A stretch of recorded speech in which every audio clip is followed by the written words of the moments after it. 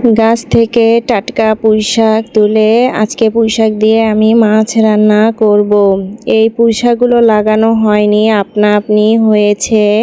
মানে এর আগে গাছ ছিল একটা, তো সেই গাছের বিচি মনে হয় নিচে পড়েছে, পড়ে যাওয়ার কারণে অনেকগুলো পুঁইশাকের গাছ আপনা আপনি থেকেই উঠেছে।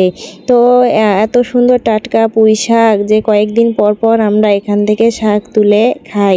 বাজার থেকে অনেক সময় পুঁইশাক নিয়ে আসলে শাক মিলিয়ে যেতে চায় না, তবে এই শাকটা এত সুন্দর মিলিয়ে যায় আর খেতেও অনেক ভালো লাগে। পুঁইশাক আমার অনেক পছন্দ, এর ঘ্রাণটা আমার খুবই ভালো লাগে।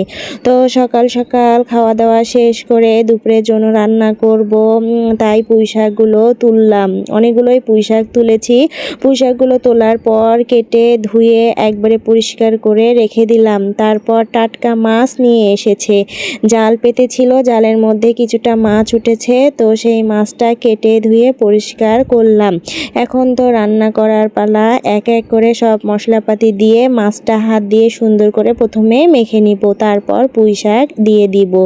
তো পুঁইশাক দিয়ে তো আমরা খেয়ে নেব, বাচ্চারা কি খাবে, বাচ্চাদের জন্য তো রান্না করতে হবে। তো এই মাছের মধ্যে কয়েকটা কই মাছ ছিল, বড় বড় কই মাছ ছিল।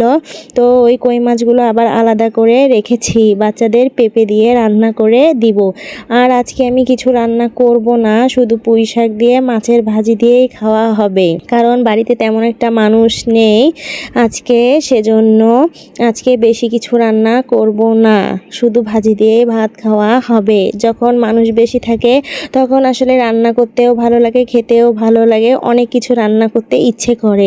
আর বাসায় যখন মানুষ থাকে না তখন আসলে রান্না করতেও ইচ্ছে করে না, খেতেও ইচ্ছে করে না, মনে হয় যে কোনো একটা কিছু দিয়ে পার করে দেই। এই তো ভাজিটা হয়ে গেছে, আমি নামিয়ে রেখেছি। অনেকগুলো পুঁইশাক দিয়েছিলাম, কিন্তু দেখেন অল্প একটু ভাজি হয়েছে। যাই হোক, ভাজিটা কিন্তু অনেক টেস্টি হয়েছিল।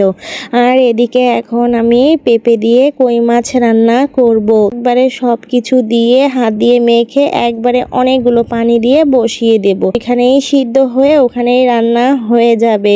আর বেশি কিছু ঝামেলা করব না, অন্যান্য কাজ আছে সেই কাজগুলো করব।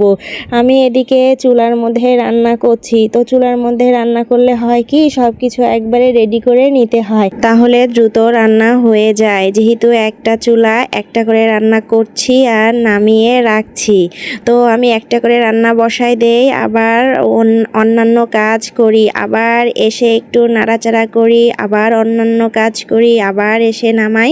মানে এভাবে অন্যান্য কাজগুলো হয়, তার সাথে আমার রান্নাগুলো হয়ে যায়।